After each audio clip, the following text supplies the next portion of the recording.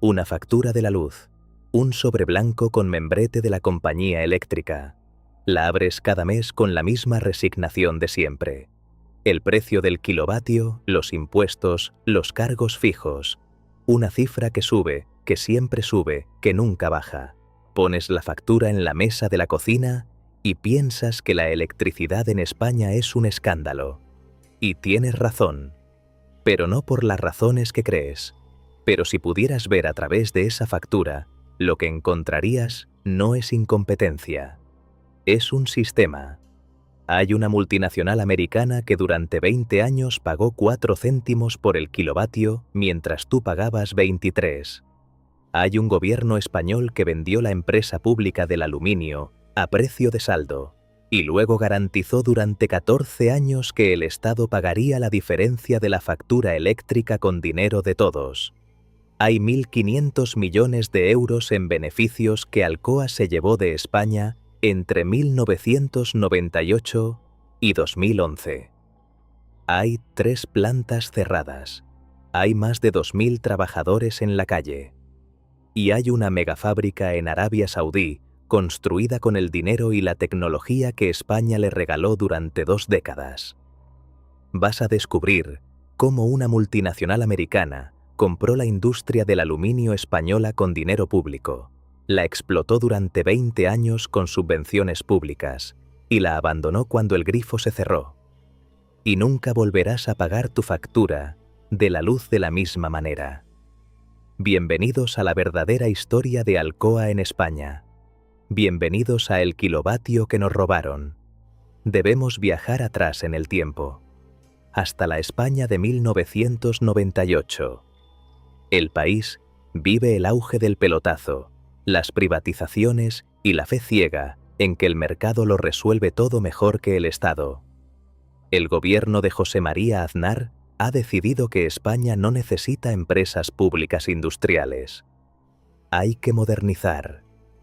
Hay que abrir el capital. Hay que dejar que el sector privado tome el mando. El aluminio huele a fábrica vieja, a horno de fundición, a obreros con casco que no encajan en el relato de la España digital y europea que Aznar quiere proyectar. Inespal, el Instituto Nacional del Aluminio, es una empresa pública con beneficios. Tiene 4.674 trabajadores, 10 fábricas. Es la única productora de aluminio primario del país, un material estratégico para la industria aeronáutica, la automoción y la construcción. No es una empresa en quiebra ni una carga para el Estado. Es un activo rentable y el gobierno decide venderla. El comprador es Alcoa, la Aluminum Company of America, una de las mayores productoras de aluminio del mundo, con sede en Pittsburgh, Pensilvania. Llega a España con una propuesta que parece irrechazable: modernización tecnológica, inversión de 400 millones de dólares, mantenimiento del empleo. El futuro del aluminio español está en buenas manos americanas. El precio de compra, entre 100 y 400 millones según la fuente. Para una empresa con ese tamaño, ese histórico y esa rentabilidad, es un precio de saldo. Pero hay más. El contrato de venta incluye una cláusula que la letra pequeña se encarga de no explicar demasiado alto. El Estado español garantiza a Alcoa un precio máximo para la electricidad hasta 2012. Todo lo que pase de ese precio lo paga la SEPI, es decir, lo pagan los contribuyentes españoles. Durante 14 años, España le subsidia la factura de la luz a una empresa americana de Pittsburgh, y en julio de 2011, en plena crisis, el Estado desembolsa 180 millones de euros para cubrir la factura eléctrica atrasada de 3 años de la antigua Inespal. 180 millones de euros. Directamente a la cuenta de Alcoa. Los 400 millones prometidos en inversión y modernización de las fábricas nunca llegaron. Ni un euro. Pero los beneficios sí llegaron. 1.500 millones de euros entre 1998 y 2011. Y mientras las fábricas españolas se quedaban con tecnología envejecida, Alcoa reinvertía en plantas más modernas en países con energía más barata. En Arabia Saudí, por ejemplo, donde el kilovatio cuesta una fracción de lo que cuesta en Europa. La fórmula del mal es tan elegante como devastadora: comprar lo público a precio de saldo, exprimir las ayudas durante décadas y marcharse en cuanto el grifo se cierra. En octubre de 2018, Alcoa anunció el cierre de 2 plantas y el despido de 686 trabajadores. Sin aviso, sin negociación, sin explicación creíble. Es una mañana de miércoles de octubre de 2018 en Avilés, Asturias. Los representantes de los comités de empresa de las plantas de Avilés y A Coruña son convocados a una reunión urgente sin orden del día. No saben de qué va a ir. Cuando llegan, la dirección de Alcoa les comunica, sin preámbulo y sin rodeos, que las plantas van a cerrar, que hay un expediente de regulación de empleo para la totalidad de las plantillas.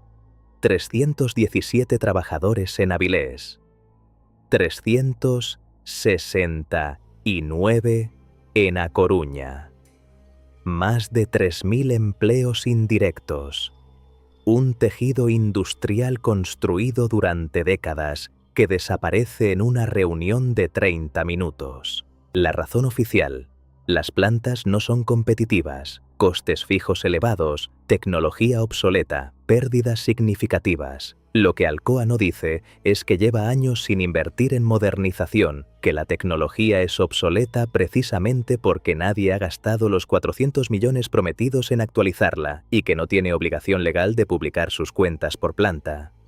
Los trabajadores aseguran que las instalaciones dan beneficios. La empresa dice que no, y no hay forma de verificarlo porque Alcoa ha blindado sus números. Lo que sí es verificable es esto. En 2018, mientras anunciaba pérdidas en España, Alcoa estaba construyendo una megaplanta en Arabia Saudí, en alianza con Ma'aden, la compañía minera estatal saudí. La gestión de esa planta se centraliza en San Cibrán, Lugo, la tercera planta española. Los trabajadores de Avilés y A Coruña descubren que su producción se está transfiriendo a un país donde la electricidad cuesta una fracción de lo que cuesta en Asturias o Galicia. En noviembre de 2014, Alcoa ya había amenazado con cerrar estas mismas plantas cuando perdió una subasta de interrumpibilidad eléctrica. El gobierno reaccionó convocando subastas extraordinarias para que Alcoa ganara los paquetes que necesitaba. La empresa se quedó, recogió las ayudas y 4 años después cerró de todas formas. La criatura no dialoga. La criatura espera a que el menú de subvenciones se agote y luego se mueve a otro territorio. Pero el cierre de Avilés y A Coruña no fue el final de la historia, fue el ensayo. Porque en mayo de 2020, en plena pandemia, con España confinada y los hospitales al límite, Alcoa decidió que era el momento perfecto para anunciar el cierre de su última planta. Y lo que ocurrió en San Cibrán durante los meses siguientes es probablemente la resistencia obrera más épica de la España reciente. Lo que viene a continuación redefine completamente el concepto de dignidad industrial. 530 trabajadores declararon la guerra a una multinacional americana y durante meses la ganaron. Imagina que eres trabajador de Alcoa en San Cibrán, Lugo, en el verano de 2020. Llevas semanas en huelga indefinida. El campamento está montado a las puertas de la fábrica, las 24 horas, controlando que no salga producción. Tu mujer trabaja en el supermercado del pueblo. Tus hijos van al colegio en Cervo. Tu familia lleva 3 generaciones en esta comarca gracias al aluminio. Y ahora una multinacional de Pittsburgh, que lleva 20 años cobrando subvenciones españolas, te dice que la planta no es viable y que en octubre te quedas sin trabajo. El cartel de la entrada de la fábrica arde en la noche del martes. Los trabajadores cortan el acceso a la planta con neumáticos de tractor. Se cierran los comercios en solidaridad. Los ayuntamientos de Xove, Cervo y Viveiro declaran día de huelga. La consigna que se canta en las concentraciones lo resume todo. A Mariña sálvase loitando. Los datos de la resistencia son contundentes. Más de 2.000 trabajadores directos y de empresas auxiliares en huelga indefinida desde octubre de 2020. Huelga de brazos caídos dentro de la planta. Bloqueo total de la salida de producción durante meses. Pérdidas de varios millones de euros a la semana para Alcoa. La multinacional intenta aplicar un ERE para despedir a toda la plantilla. El Tribunal Superior de Galicia lo tumba por mala fe de la empresa. Alcoa lo recurre. La Audiencia Nacional también lo tumba. Los trabajadores ganan en los tribunales una y otra vez. Y al otro lado del océano, en Pittsburgh, los ejecutivos de Alcoa calculan. Sus clientes europeos empiezan a buscar otros proveedores. Las pérdidas del bloqueo superan el coste de cualquier acuerdo razonable. Pero Alcoa no quiere un acuerdo razonable. Quiere cerrar, porque si cierra San Cibrán, reduce la oferta global de aluminio y puede subir el precio. El cierre no es una necesidad, es una estrategia de mercado ejecutada sobre las espaldas de 530 familias gallegas. La respuesta de la empresa fue un comunicado corporativo que decía, con toda la frialdad del poder, lo que contribuiría a la solución no es una huelga, sino una verdadera solución del gobierno al problema de la energía eléctrica. 20 años de subvenciones no eran suficientes. Siempre había que pedir más. Pero ni la huelga más dura, ni las sentencias judiciales más claras pudieron evitar lo que Alcoa había decidido hacer desde el principio. Porque mientras los trabajadores resistían, la empresa estaba ejecutando una operación de manos limpias perfectamente diseñada. Lo que viene a continuación redefine completamente el concepto de impunidad corporativa con traje de legalidad. Alcoa vendió a Avilés y a Coruña a una empresa constituida con 3.000 euros. La Audiencia Nacional dijo que nunca dejó de ser la verdadera propietaria. En agosto de 2019, el gobierno español celebra lo que la ministra de Industria, Reyes Maroto, llama un día de esperanza. Alcoa ha vendido las plantas de Avilés y a Coruña a Parter Capital Group, un fondo de inversión suizo. Los puestos de trabajo están salvados. La industria continúa. España necesita industria, declara Maroto con alivio. Mes y medio después, Parter Capital Group vende las plantas a otra empresa, Grupo Industrial Riesgo, una sociedad constituida el 9 de mayo de 2019 con 3.000 euros de capital social, sede en Benalmádena, Málaga, sociedad limitada unipersonal. Ni experiencia en aluminio ni capacidad financiera verificable. Detrás, un empresario llamado Víctor Rubén Domenech y un entramado de sociedades opacas. La Audiencia Nacional analizó todo el proceso y fue demoledora. Ninguno de los dos compradores cumplía mínimamente el perfil de comprador serio, solvente y riguroso. Alcoa vendió sus plantas a compradores que sabía que no podían sostenerlas. Y además, concluye el tribunal, la empresa nunca dejó realmente de ser el verdadero empleador de los trabajadores durante todo el proceso. Mientras tanto, la producción de aluminio que antes se hacía en Avilés y a Coruña se había trasladado ya a Arabia Saudí. Las cubas de electrólisis, el corazón tecnológico de las plantas, habían sido paralizadas antes de la venta, haciendo prácticamente imposible reanudar la producción primaria. Alcoa se fue, pero antes se aseguró de que nadie más pudiera quedarse con lo que tenía valor. El contraste económico es el más brutal del documental. Entre 2008 y 2018, Alcoa se ahorró 1.000 millones de euros en beneficios fiscales y ayudas en España. La indemnización total que el Estado español consiguió arrancarle para los trabajadores de Avilés y a Coruña fue una fracción infinitesimal de esa cifra. Y las plantas siguen sin producir aluminio primario. España le dio su industria, le garantizó su electricidad, le pagó sus facturas. Y cuando Alcoa decidió que ya había exprimido suficiente, se fue a Arabia Saudí a producir aluminio barato para venderlo de vuelta a Europa. La justicia española actuó. Eso hay que reconocerlo. El Tribunal Superior de Galicia tumbó el ERE de San Cibrán por mala fe de la empresa. La Audiencia Nacional tumbó el de Avilés y A Coruña y condenó a Alcoa a cumplir las condiciones de extinción de contratos pactadas en enero de 2019. Y el mismo tribunal declaró que el proceso de venta a Parter y Grupo Riesgo había fracasado por causas imputables a la propia Alcoa. Pero la justicia llegó sin dientes. Alcoa nunca devolvió las plantas a la producción. Nunca restituyó los empleos. Nunca fue sancionada con una cifra que doliera de verdad. El dato escandaloso de precio lo ilustra mejor que cualquier sentencia.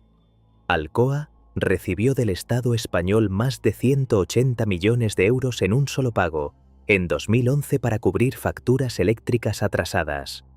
En 2019, con 25 millones más en ayudas compensatorias para la planta de Lugo. La multa efectiva que pagó por el proceso de venta fraudulenta de Avilés y A Coruña no llegó a esa escala ni de lejos. Hay nombres concretos en la resistencia. José Antonio Zan, presidente del Comité de Empresa de San Cibrán, que se convirtió en la voz de la lucha durante meses de huelga indefinida, mediando entre una multinacional que no quería negociar y un gobierno que prometía mucho y cumplía poco. Juan Carlos López Corbacho, su homólogo en A Coruña, que coordinó marchas, huelgas y demandas judiciales simultáneas durante más de un año, y los 2.000 trabajadores y familiares que montaron campamentos, cortaron carreteras, marcharon a Madrid y resistieron durante meses sin garantía de victoria. La grieta en la armadura existe. San Cibrán terminó siendo vendida a través de la SEPI a un operador con proyecto real. La lucha de los trabajadores forzó al gobierno a actuar donde de otro modo habría mirado hacia otro lado. Y la historia de Alcoa, en España, se convirtió en un argumento recurrente en el debate sobre la necesidad de una política industrial real para las empresas electrointensivas. El debate sigue abierto. La planta sigue funcionando, aunque con incertidumbre. Y los trabajadores de Avilés y A Coruña siguen esperando que alguien encienda de nuevo los hornos. Si miramos la historia completa de Alcoa en España, emerge un patrón aterrador y consistente. Llegar cuando hay dinero público disponible, extraer el máximo valor durante el tiempo que duren las ayudas, bloquear cualquier inversión real que pudiera hacer las plantas independientes y marcharse cuando el Estado deja de pagar la factura. Desde que Aznar malvendió Inespal en 1998 con una cláusula que garantizaba la electricidad barata a cargo del contribuyente, la cadena fue inevitable. Con ese colchón, Alcoa no tenía incentivo para modernizar. Sin modernización, las plantas envejecían. Con plantas envejecidas, el argumento del cierre se construía solo. Y cuando en 2013 ese colchón desapareció, el reloj empezó a correr hacia el cierre que la empresa ya había decidido años antes. La pregunta que queda flotando sobre las rías de Avilés y A Coruña, sobre los montes de Amariña, no tiene respuesta fácil. ¿Cuántas veces puede un Estado vender su industria estratégica, subvencionar al comprador durante décadas y luego fingir sorpresa cuando ese comprador se va con el dinero? ¿Cuántas veces más antes de aprender que lo público no se regala? Vuelve a la factura de la luz, al sobre blanco en la mesa de la cocina, al precio del kilovatio que te parece un escándalo cada mes. Ahora, sabes que durante 20 años pagaste, junto a todos los españoles, la electricidad de una empresa americana que prometió modernizar una industria. No modernizó nada. Se llevó 1.500 millones en beneficios y se fue a Arabia Saudí a producir el aluminio que ahora le vende a Europa. El escándalo no es solo el precio, es quién ha pagado menos que tú durante décadas. ¿Y por qué? Comparte esto. La historia de Alcoa en España no es un caso aislado. Es el manual de instrucciones de cómo se privatiza una industria pública, se exprimen sus ayudas y se abandona a los trabajadores cuando el negocio se acaba. Ese manual se ha aplicado en España más veces de las que queremos recordar. Y el único antídoto contra que se siga aplicando es exactamente esto, que la gente lo sepa, lo nombre y no deje que lo entierren en la letra pequeña de un contrato de privatización.